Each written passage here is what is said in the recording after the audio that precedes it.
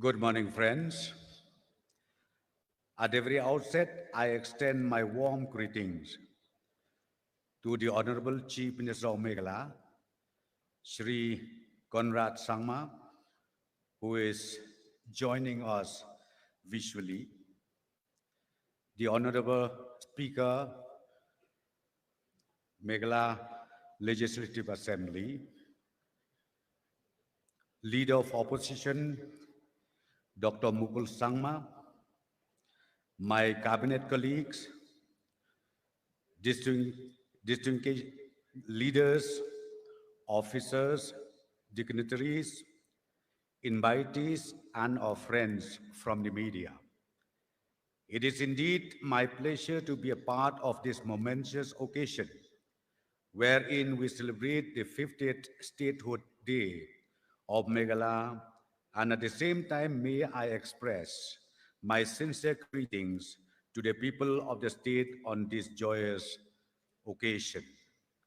Today is a red letter day in the history of our beautiful state, Meghalaya, for it was exactly 50 years ago, just beyond these stadium walls, about 400 meters away, the then Prime Minister Srimati Indira Gandhi, erstwhile Chief Minister William Son A. Sangma, Governor B.K. Nehru, Professor Gigi Swell, and other dignitaries stood on stage to address the thousands that had gathered in this ground. 50 years ago, Meghalaya became the 21st state of the Indian Union. Under the slogan, "No Hill State, No Rest," the Hill State movement was fought through non-violent means. The perseverance of our visionary leaders and volunteers of the movement ensured the recognition and the preservation of our rich history, our culture and traditions, which not only do we hold dear, but which has also helped give direction and shape to the Meghalaya we know today. At this time, I would also like to pay homage to the different groups, organizations, and political parties who were instrumental in voicing the concerns of the people in those years. I pay homage to the Khasi National Darbar and its members, the Federation of Khasi States, the erstwhile EITU or East India Tribal Union, the erstwhile Garo National Conference, the Khasi Jantia Federated States National Conference, the Hill State People's Democratic Party, and last but not the least, we salute the 1970s political party of All Party Hills Leaders Conference. As we step into the Golden Jubilee year of Meghalaya, and as we celebrate this milestone achievement, I take this opportunity to remind all of us that we live in a beautiful state blessed with natural beauty and rich in resources, both natural and human. The 50th years journey of our state has certainly been eventful.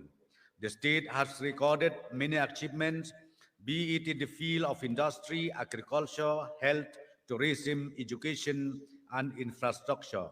But there is so much more to do and so much more to achieve.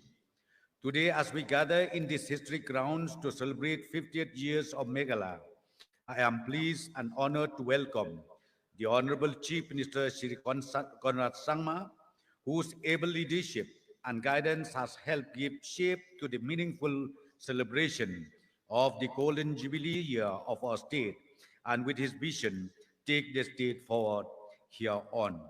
I also extend a warm welcome to the Honorable Speaker, Meghalaya Legislative Assembly, Leader of Opposition, Dr. Mukul Sangma, my colleague MLAs, MDCs, and the senior government officers, ably led by the by the Chief Secretary, Srimati Rebecca Visusian.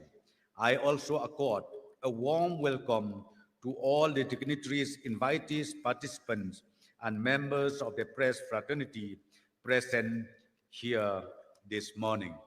As you might be aware, to honor and celebrate the 50th glorious years, the Hill State leaders and the countless volunteers of Meghalaya Hill State movement, the government of Meghalaya is organizing various activities in the coming months with the aim of generating mass awareness on the history and significance of the statehood movement.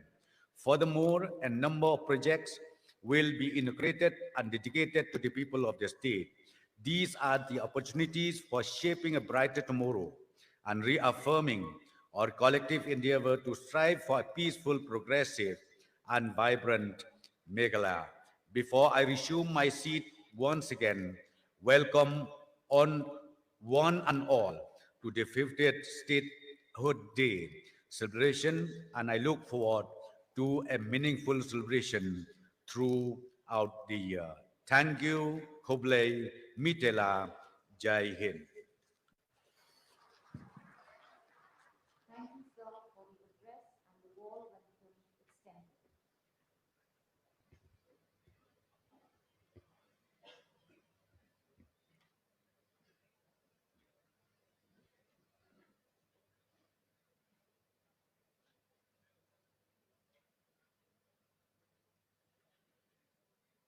The Directorate of Information and Public Relations, Government of Meghalaya, proudly presents a short film looking at the events that took place that led to the formation of the state of Meghalaya. As Meghalaya celebrates its 50th year of statehood, we remember the conviction of our forefathers who fought so that our voices may be heard, our identities acknowledged, and that we may exist freely, having control over our own future. Their fight was solemn, their victory indeed joyous.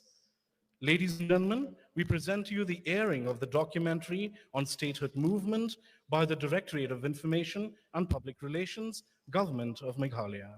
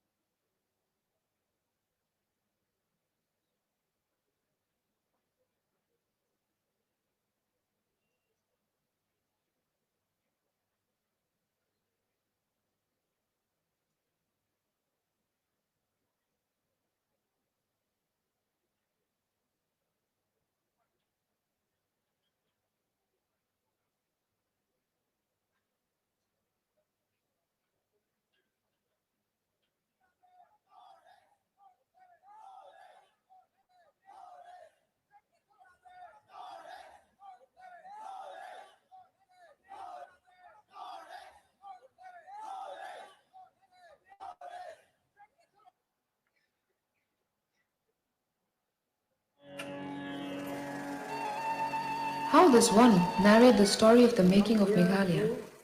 Where does one begin? Do we begin with values of self-governance that the communities indigenous to these hills have lived with for aeons? What is culture? Does it mean dress or eating and drinking? If it means eating and drinking or ways of living, the hill tribes can claim that they have a better system than some of the people of the plains. I think the latter must rise up to their standard. Among the tribesmen, there is no difference between caste and class. Even the Rajas and chiefs work in the fields together with their neighbors. They eat together. Is that practiced in the plains? So, that is the culture of the hill tribes. India should rise to that feeling or idea of equality and real democracy which the tribal people have. We inhabited these hills in our own patchwork of independent polities, with our own culture, tradition, and laws. For a major part of British rule, the tribal areas of the Northeast were part of the larger East Bengal and Assam administrative divisions, and yet the British colonial disruption of our autonomies could not erase our identities and political desires. Indian independence brought its own anxieties for the hill communities, the fear of being overwhelmed, unheard, and unrepresented. What would our position within India look like? Rather than accept the post-colonial arrangements as a given, we articulated multiple visions about our future. On one hand, there was the guarantee, carried within the sixth schedule of the Constitution, which established autonomous districts within the larger province of Assam. On the other hand, a separate hill state. The debates were fiercely and democratically articulated. Protests, argumentation, newer organizations, newer visions.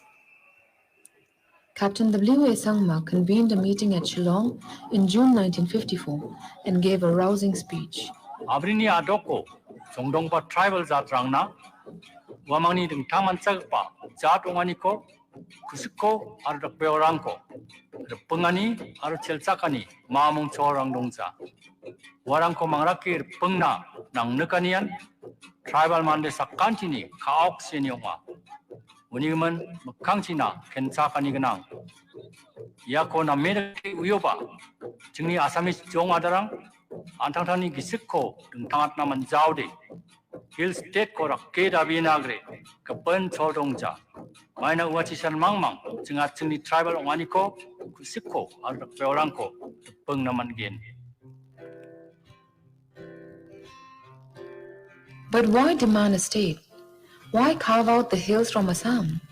If you ask the indigenous leaders, they would have said, for the protection of land, identity, and history. They saw the larger cultural community trying to impose Assamese as an official language on the tribal areas in 1960. They found an inequitable distribution of development and already a disregard for traditional land use and customs. It seemed that people who were larger in numbers could ignore the numerically small. Maybe the story can be about the newer alliances which came into being against the hegemonic Assamese language bill. These alliances demanded the reorganization of Assam in a way that allows tribal people to gain control over their resources and land. They began with the usual democratic tools of memorandums and meetings with the central government. But finding apathy in Delhi, the APHLC began the non-violent direct action, whose volunteers were responsible for organizing non-violent protests that took place outside the Assam Secretariat in Shillong and other places as well. Singing their songs and vocalizing their slogans of a hill state, this people's movement was historic, highly popular, and peaceful.